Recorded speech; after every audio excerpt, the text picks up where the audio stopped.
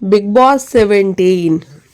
चलिए बात करते हैं कि कल के एपिसोड में क्या कुछ हुआ, किस तरीके से मुनावर की लिए एक जो अदालत सजी थी, एक जो कोर्ट लगी, उसमें मुनावर को कैसे मुजरिम साबित किया गया।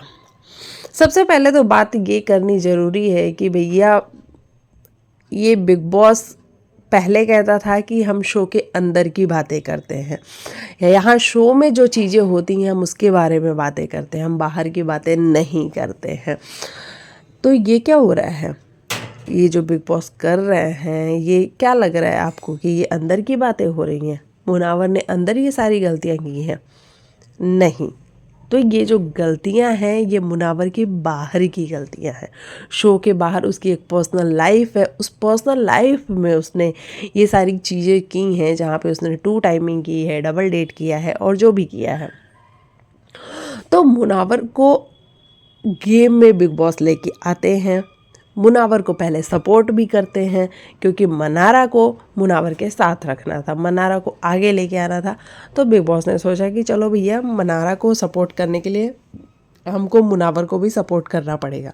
उन्होंने मुनावर मनारा दोनों को सपोर्ट किया। गेम चलता रहा, गेम आगे बढ़ता रहा, हर बार कन्फेशन रूम में बुलाना, हर बार एक अच्छी सी सलाह दे देना, समझा देना। मुनावर को भी लगा कि भैया बिग बॉस तो अपने साथ हैं, बिग बॉस जो जो कह रहे हैं वो हम कर लेते हैं। तो बिग बॉस अगर यही चाहते हैं कि मैं मनारा के साथ रहूँ तो मैं मनारा के साथ रह लेता हूँ।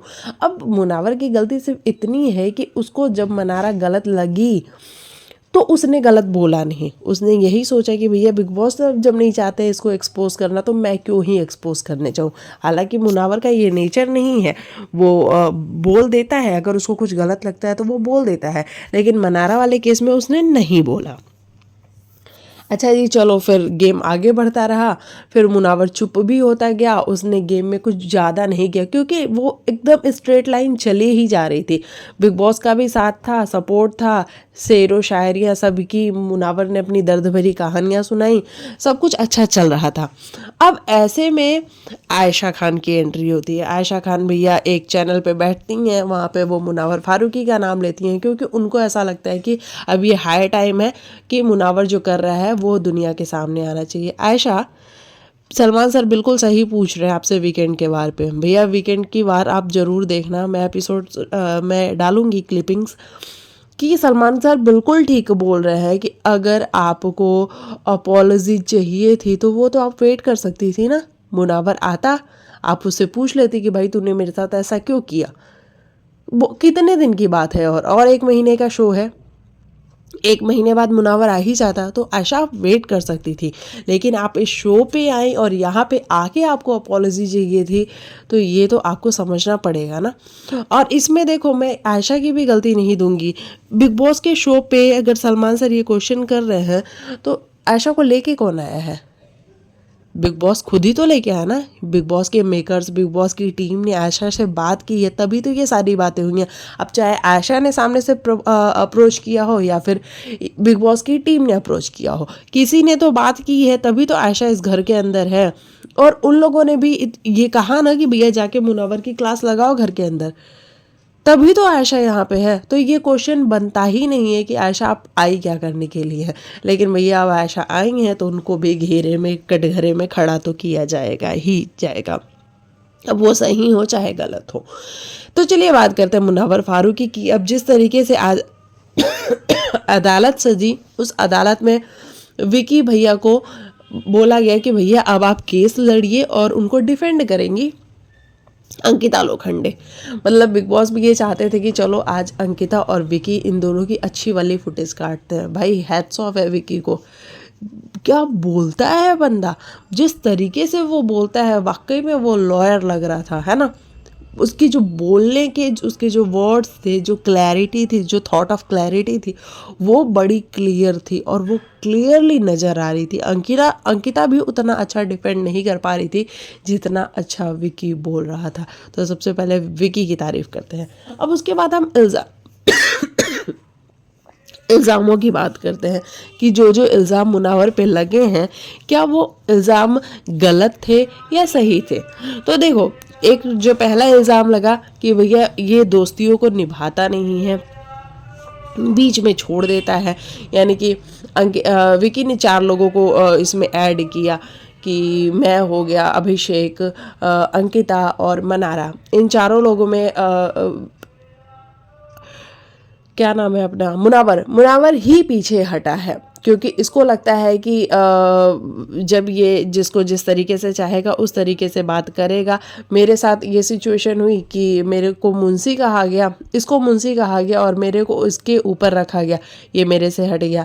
अंकिता ने भी एक स्टेप पीछे ले लिया, क्योंकि मुनावर ज़्यादा अपना जो है कंसर्न और सारी चीज़ें मनारा को दे रहा था। मनारा के साथ आप सबने देखा है कि आयशा आई, उसके बाद क्या हुआ। अभिषेक को भी जब ये कहा गया कि भाई अभिषेक तेरा फ़ायदा उठा रहा है, तो मुनावर वहाँ से हट गया। तो इन सारी बातों में भी अगर हम क्लियरली देखने जाए तो हाँ, कहीं ना कहीं चीज़ें ऐसी हुई तो थी कि जब अभिषेक को ये कहा गया कि अभिषेक और मनारा तुम्हारा फ़ायदा उठा रहे हैं, तो मुनावर थोड़ा सा पीछे तो गया था। मनारा वाले केस में हम देख ही रहे हैं। अंकिता वाले केस में हमने ये देखा कि अंकिता को उसने टारगेट भी किया है कई बार, है ना, मुनावर ने सामने से, जबकि अंकिता ने मुनावर को कभी भी टारगेट नहीं किया है। तो ये सारी चीज़ें हमें देखने को मिली। उसके बाद भैया आयशा वाली बात तो क्लियर थी कि यहाँ पे इसने 2 टाइमिंग करी है, ये ऐसा क्यों करता है। और आयशा जिस तरीके से आकर इल्ज़ाम पे इल्ज़ाम लगा रही थी, मुनावर अगर आप सच्चे हो, अगर आप के पास सच है तो प्लीज़ बोलो, क्योंकि बोलना बहुत ज़रूरी है। अगर आप नहीं बोलोगे तो लोगों को यही लगेगा कि आप गलत हो। जिस तरीके से आयशा के बोलने पे आपकी नज़रें झुकी हुई थी, आयशा कंटिन्यू बोले जा रही थी कि भैया हम लोग एक जगह पे मिले, वहाँ पे हमारी बात हुई, इसने अपनी फैमिली की बात बताई, अपनी वाइफ की, अपने बच्चे की, सबकी बात बताई, और वहाँ पे हम दोनों रोए जा रहे थे कंटिन्यू। और उसके बाद हमारे अंदर एक फीलिंग डेवलप हुई। उसके बाद मैंने पूछा भी इसे कि भैया तुम्हारी कोई है बाहर, या फिर तुम सिंगल हो। तो इसने बोला कि नहीं मैं सिंगल हूँ, मेरे साथ कोई नहीं रहता है। मतलब आप सबने सुना होगा कि आयशा ने जो पूरी अपनी कहानी बताई, उस कहानी का निचोड़ यही था कि आयशा को लगा कि इनकी लाइफ में कोई नहीं है, लेकिन मुनव्वर उस टाइम नाजिला के साथ थे। और नाजिला ने जब इनको फ़ोन किया आयशा को और कहा कि भैया मैं मुनव्वर की गर्लफ्रेंड बोल रही हूँ, तुम अब मुनव्वर को कभी फ़ोन मत करना, और अगर तुम्हें फ़ोन करनी है तो तुम मुझे फ़ोन करना। तो भी आयशा ने कभी फ़ोन नहीं किया नाजिला को। और जब उन्होंने वो पिक्चर देखी, जो कि जब मुनव्वर शो के अंदर आ गया और नाजिला ने अपलोड की, उस वाली पिक्चर को देख के आयशा को झटका लगा, और वहाँ पे उन्होंने उनकी टीम को कांटेक्ट किया और सब कुछ पूछा, तो क्लैरिटी उनको नहीं मिली। और उसके बाद उन्होंने नाजिला से बात की, तो उनकी 5-6 घंटों तक बात हुई, और दोनों ने मिलकर मुनव्वर कितना गलत कितना सही ये सब कुछ पता लगाया। और तब आयशा ने कहा कि भैया तुम चुप रह सकती हो, तुम एक्सपोज नहीं करना चाहती हो मुनव्वर को, लेकिन मैं चुप नहीं रह सकती क्योंकि मेरे साथ गलत हुआ है। तो ये कह के आयशा घर के अंदर आ गई। अगर मुनव्वर तुम्हारे पास वाकई में सच है, तुम्हारी साइड का सच अगर कुछ है, तो तुम उसको बोलो ना यार। तुम बोल नहीं रहे हो तो लोगों को यही लग रहा है कि तुम गलत हो, और कहीं ना कहीं तुम्हारी चुप्पी बता रही है कि तुम गलत हो, तुम तभी चुप हो। अदरवाइज तुम बोलते। तुम आज जिस तरीके से बिग बॉस से कह रहे थे कि बिग बॉस मुझे बोलने नहीं दिया जा रहा है, ऐसा कुछ नहीं है। बिग बॉस के शो में बिग बॉस इस टाइम पे कभी इंटरफेयर नहीं करते हैं कि आप लड़ रहे हो। लड़ते वक्त वो हाथापाई होती है तभी वो इंटरफेयर करते हैं, जवान से आप लड़ रहे होते हो तब तक वो इंटरफेयर नहीं करते हैं। तो अगर आप बोलते तो बिग बॉस आपको मना नहीं करते। और अरुण अगर मना करता और अरुण आपको मना करता भी तो बिग बॉस उसको बोल देते कि मुनव्वर अगर कुछ बोल रहा है तो मुनव्वर को बोलने दिया जाए। और मुनव्वर आप बोल सकते थे, लेकिन आपने कुछ भी नहीं बोला, सिर नीचे करके आप चुपचाप सुन रहे थे। तो कहीं ना कहीं ये सारी चीज़ें समझ में आती हैं कि आप गलत हो, आप इसीलिए चुप हो। आपने जो बोला ना कि शर्मिंदगी ज़्यादा है, बेशर्मी कम है, शर्मिंदगी ज़्यादा है। तो वाकई में आप इतना बड़ा नाम हो मुनव्वर फारूकी, और जिस तरीके से ये सब कुछ सामने आ रहा है, आपको भी थोड़ा सा समझना चाहिए भैया। इतना बड़ा नाम होने के बाद अगर आप ये सब चीज़ डबल डेट और ट्रिपल डेट करोगे तो दुनिया कभी कभी बहुत छोटी हो जाती है और लोग एक्सपोज करने तक पे आ जाते हैं। आज आप बैठ के मनारा के साथ जब लास्ट में बात कर रहे थे तो आपको ये रियलाइज़ हो रहा था कि भाई अगर ये मेरे से इतना मेरे से अगर ये हर्ट है तो ये तो मेरे को उससे ज़्यादा कहीं हर्ट कर रही है। तो हाँ, वो आपको हर्ट कर रही है और वो हर वक्त बोलती है, हालांकि आपके फेस पे तो वो अच्छी सी बन के कभी कभी नज़र आती है, बड़ी सॉफ्टली बात करती है आपके साथ, आप करके बात करती है, रिस्पेक्ट दे रही होती है, लेकिन जैसे ही आप हटते हो वैसे ही वो क्या बोलती है, मुझे इस इंसान की शक्ल दोबारा नहीं देखनी, मैं इस इंसान से बात नहीं करना चाहती, इसने मुझे बहुत हर्ट किया है, बहुत ये किया है, वो किया है। तो वो क्लियरली ये बोलती है कि उसको आपसे कोई लेना देना नहीं और वो बाहर जाके बिल्कुल आपसे रिश्ता तोड़ लेगी। तो मुनावर, आप फिर पीछे पीछे भी क्यों जाते हो? आज आप फिर पीछे पीछे गए आयशा के और वहाँ जाके कह रहे हो कि इन सारी बातों का सलूशन है मेरे पास, वो हलाल आपने वर्ड यूज़ किया। तो और उसका हमें आयशा ने खुद ही एक्सप्लेन किया कि हमारे में हलाल का मतलब होता है निकाह। तो आप निकाह करोगे तो मतलब किससे करोगे? नाजिला से करोगे या फिर आयशा से करोगे? तो देखो, इतनी जल्दबाजी करने की भी ज़रूरत नहीं। वहाँ रिंकू जी ने अच्छा एडवाइस किया कि देख ऐसा इतना जल्दी जल्दी करने की भी ज़रूरत नहीं है, ठीक है ये एक शो है, यहाँ पे चीज़ें सामने आ रही है, जिस तरीके से सामने आ रही है वो गलत है क्योंकि भैया बेइज्जतियाँ हो रही हैं। तो मनारा की लैंग्वेज में मनारा कहती है ना बेइज्जतियाँ, तो वही बेइज्जतियाँ यहाँ पे हो रही हैं। तो इतनी जल्दबाजी करने की भी ज़रूरत नहीं है, तुम लोग एक दूसरे को टाइम दे दो। नाजिला का देख लो क्या करना है, नाजिला के साथ रहना है या नाजिला से दूर होना है, क्योंकि नाजिला ने तो क्लियर कर दिया है कि भैया मेरे को तुमसे कोई मतलब नहीं है, ये कई लड़कियों के साथ डेट करता है।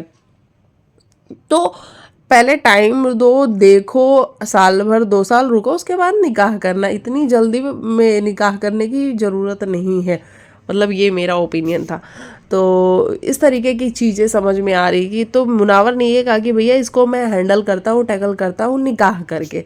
तो वो सब कुछ देखना बड़ा दिलचस्प होगा कि भैया निकाह भी इतना जल्दी जल्दी मत करो, थोड़ा सा रुको, एक दूसरे को समझो, जानो, फिर करना जो भी करना होगा। क्योंकि अगर वाकई में आयशा को आपसे प्यार होता, अगर वाकई में आयशा आपकी फ़िक्र कर रही होती तो वो यहाँ शो पे नहीं आती आपको बेइज्जत करने के लिए। मेरा ये मानना है, जो जिससे प्यार करता है वो उसकी बेइज्जती नहीं करता है, सबक नहीं सिखाता, और सबक सिखाता भी है तो अकेले में सिखाता है, सरेआम दुनिया के सामने नहीं सिखाता है।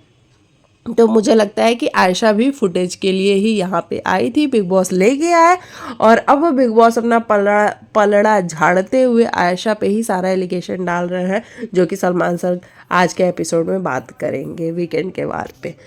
तो ये सारी चीज़ें मेरे हिसाब से समझ में। अच्छा, अभिषेक और विकी के बीच में एक फाइट घर के अंदर हुई बर्तन मांजने को लेकर के, और वहाँ पे अभिषेक ने जो वर्ड्स यूज़ किए, देखो भैया वो कहीं से भी कहीं तक ठीक नहीं थे और अभिषेक को सोचना पड़ेगा थोड़ा सा।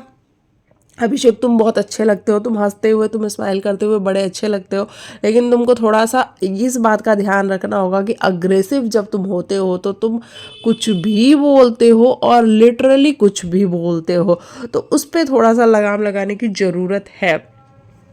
और इस वीकेंड के वार पे फिर से आपकी क्लास लग रही है, मतलब देखो कहाँ ईशा और समर्थ की क्लास लगने वाली थी, हालांकि उनकी भी लगी है लेकिन आपकी भी साथ साथ लगी है। तो आपको थोड़ा सा सोचना पड़ेगा, जो आप वर्ड्स यूज़ करते हो वर्ड्स आपके कितने गलत हो जाते हैं। तो ये अभिषेक के लिए था। अभिषेक भाई गलत बोला तुमने अंकिता को ना, है ना, वो तुम जो वर्ड बोल रहे थे वो वाकई में वर्ड गलत था। मैं यहाँ पे रिपीट नहीं करना चाहती, आप सब में से आपने देखा होगा तो आपको पता होगा कि अभिषेक ने क्या वर्ड यूज़ किया।